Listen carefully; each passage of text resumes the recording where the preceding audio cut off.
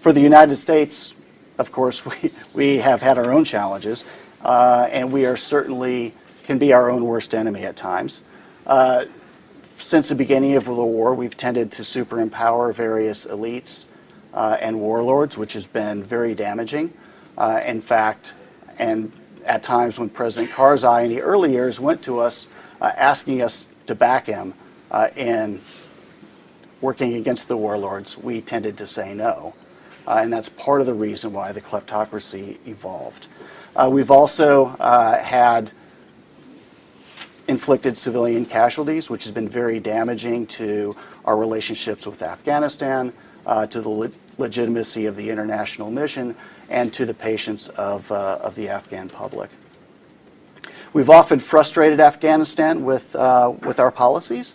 I was in Herat in October, and Ambassador Newman was there too, and I noticed that two countries were like way the most unpopular from the perspective of the audience. The two most unpopular countries were Pakistan, of course, going away.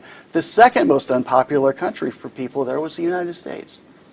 And they view some of our policies, for instance, with the National Unity Government or a policy with Pakistan, those two in particular, as being damaging for them.